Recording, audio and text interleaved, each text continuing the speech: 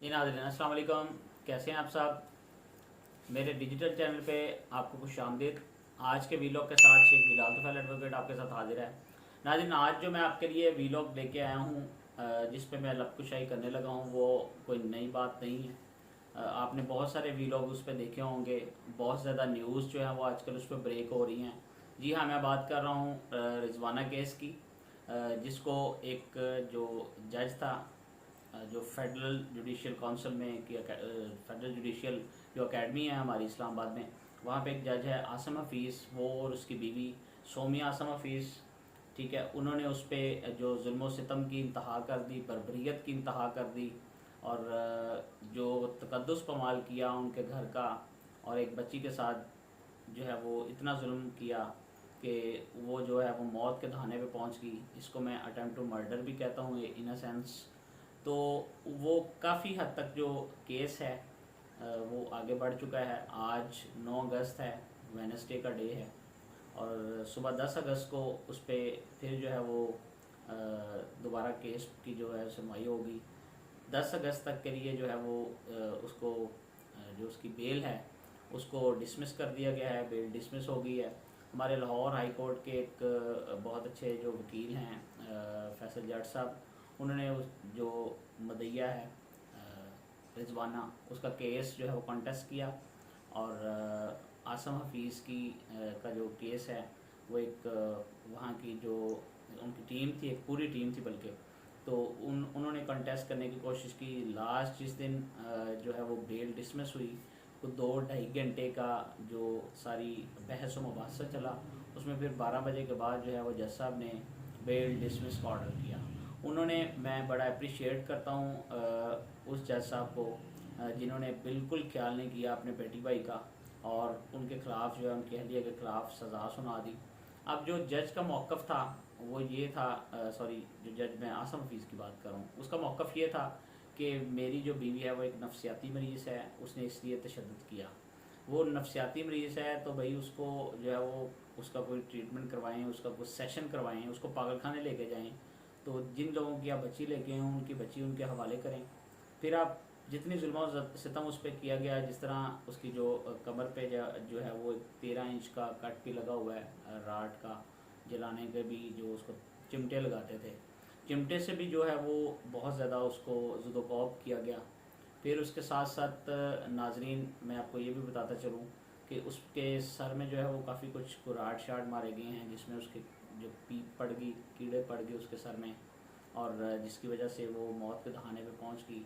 फिर उसका जो मुंह में लास्ट जो था, वो जो हमारे टॉयलेट में जो तेज़ाब यूज़ होता है, वो तेज़ाब पिलाने की उसको कोशिश की गई, और फॉर्चुनेटली जो है वो उस बच्ची ने तेज़ाब नहीं पिया।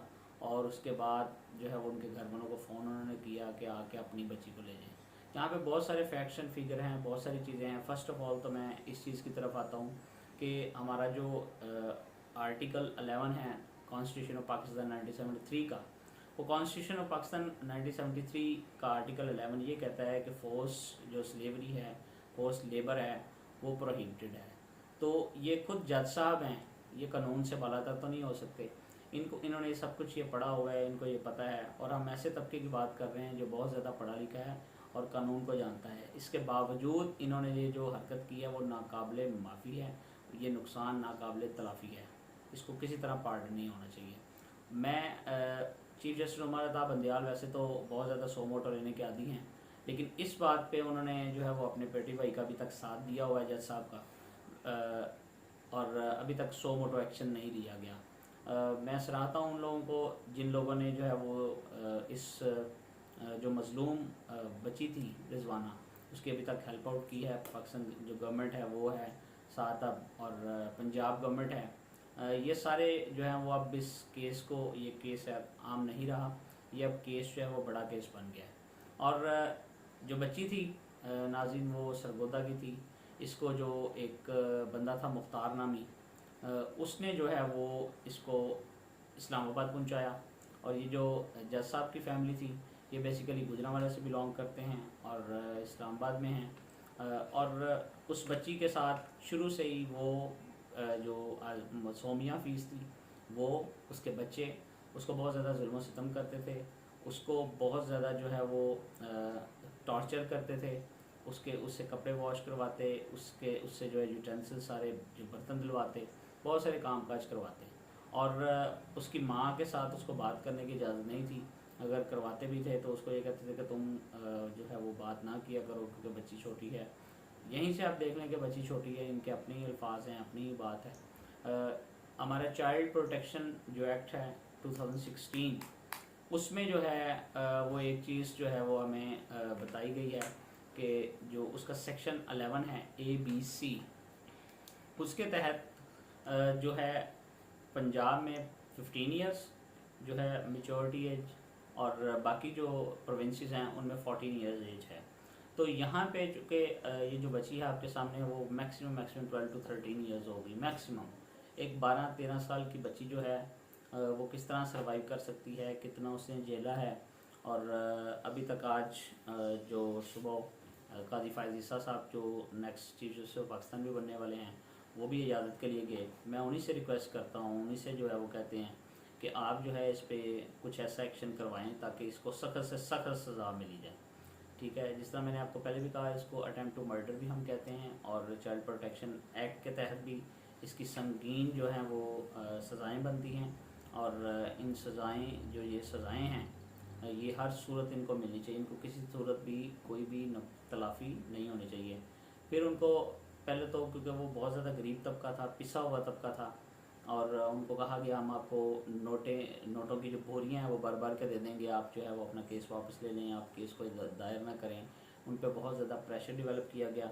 अभी लास्ट वीक जो आसम हफीज़ का जो एक बयान आया था कि अगर ये बात सच ना साबित हुई तो मेरे ख़ानदान पे जो है वो उसकी साख को बहुत ज़्यादा नुकसान पहुँचेगा। आसम हफीज़ को अपनी साख को नुकसान पहुँचने का बहुत गम है, बहुत दुख है। और उसकी बीवी जो है और बच्चों के साथ मिल के जितना जुल्म उस पर ढा रही थी, उस वक़्त उसको ख्याल नहीं आया कि ये सारा कुछ जो है वो मेरी ख़ानदानी साख को नुकसान पहुँचाएगा। ये भी चीज़ अभी जब आसिम हफीज़ ने भांप ली कि अब जो है वो मामला ज़्यादा ख़राब हो गया है, कहीं बच्ची मर ना जाए, और उसको जो है वो उसके माँ बाप के हवाले कर दी गया। अब जब कल जो परसों वीडियो लीक हुई जो बस स्टॉप की, इस्लामाबाद बस स्टॉप की थी, तो वहाँ पे उस वीडियो लिंक के ज़रिए जो हम देखते हैं कि बस जो है वो गाड़ी से कितनी देर बाद वो बच्ची निकाली जाती है। और यही उसने जो है कोर्ट में कहा था, उसकी बीवी ने, अहलिया ने, कि इसको जो है वो इसकी माँ ने मारा है। हमने जब गाड़ी से निकाल दिया, हम ये वाज़े देख सकते हैं कि जब उसको निकाला गया पिछली सीट से तो बामुश्किल जो है वो बाई निकली, कितना टाइम लगा के, और उसकी मदर ने उसको पकड़ के, और तीसरा शख्स भी हम देख सकते हैं कि बस वाले को कहा गया कि थोड़ा पास करो, उसमें उसको जो है वो बिठाया गया और उसको वापस सरगोदा लेके गई। वहाँ पे फिर जो DPO था सरगोदा वो, और फिर इस तरह सारा उन्होंने जब स्टैंड लिया कि जो है हम जो है एक्शन लेंगे, हमें इंसाफ चाहिए, तो क्या इंसाफ जो है वो गरीबों के लिए नहीं है? क्या जो ये इंसाफ है ये इन अमीरों के घर की कठपुतली बना रहेगा? हमारे मुल्क के अंदर जो दिन ब दिन होता जा रहा है, और जितनी जो वायलेंस है, टायरनी है, रिप्रेशन है, जितना बढ़ता जा रहा है, इसका सद्देबाब ज़रूर कुछ ना कुछ होना चाहिए। और हुकूमत पाकिस्तान को एक ऐसा जो बिल पास करना चाहिए जिससे, देखें, हमारे जो 60% से ज़्यादा जो लोग हैं वो बिलो एवरेज हैं, वो इतने जो पिसे हुए तबके से तल्लुक़ रखते हैं कि एक बेरोज़गारी बहुत ज़्यादा है। हम ये कह नहीं सकते कि बच्चे जो हैं वो काम ना करें, 18 साल के हो जाएं, ये है वो है, क्योंकि हम एक डेवलपिंग कंट्रीज़ हैं, और डेवलपिंग कंट्रीज़ में हम ये रोक नहीं सकते जब तक हम प्रोग्रेस नहीं कर लेते। तो फिर जब उसके लिए फिर हमें कुछ एक्शन करने होंगे, कुछ जो है वो ख्याल रखना होगा। 10,000 रुपये के लिए देखें उस बच्ची ने कितना कुछ बर्दाश्त किया। और मैं कहूँगा यहाँ पे उसके पेरेंट्स को भी जो है वो सज़ा ज़रूर मिलनी चाहिए, जो खुद भी सारे जो ये सारे मामले थे उसमें मुलव्वस ज़रूर होते हैं, क्योंकि 10,000 रुपये के लिए वो ये अपनी बच्ची को फोर्स करते थे, नहीं तुम वहीं रहो, हमें पैसों की ज़रूरत है, ये है वो है, तो फिर वो बच्ची जो है वो सहती रहती है, उस पर इतना जुल्म सितम जो है वो होता रहा, और उसकी जो है वो पसलियाँ जो हैं वो कहा जा रहा है कि टूट गई हैं, उसके फेफड़ों में जो है वो बहुत ज़्यादा प्रॉब्लम आ गई, ICU में भी वो रही काफ़ी दिन। तो अभी वो बामुश्किल ICU से बाहर आई एमरजेंसी से, और अब कुछ वो बेहतर हालत में हैं। तो देखते हैं अब नेक्स्ट जो है वो कल की जो डेट है उसमें क्या होता है। जिस तरह आहिस्ता आहिस्ता इसमें डेवलपिंग होती रहेगी, मैं इस पर मज़ीद एक दो वीडियो करूँगा और किस तरफ ये मूव होगा मैं एक्सपेक्ट करता हूँ। बेसिकली ये इम्तिहान जो है वो इस कानून का है, बेसिकली इम्तिहान जो है वो इस जुडिशरी का है, जिसका ये पेटी भाई है कि इसको जो है वो कितनी सख्त सज़ा देते हैं। अभी तक तो चलो अभी बेल डिसमिस हुई है, वो अपील में जाएंगे, ठीक है, और फर्दर आगे काम चलेगा। और मैं बड़ा पुरुमीद हूँ कि इसमें इसको जो है वो हर सूरत सवेयर जो है वो पनिश सज़ा जो है वो सुनाई जाएगी। अब तक के लिए जो है वो इजाज़त दीजिए शेख बिलाल एडवोकेट को। मैं इंशाल्लाह ताला नेक्स्ट वीडियो में आपके साथ हाजिर हूँगा। Thank you very much.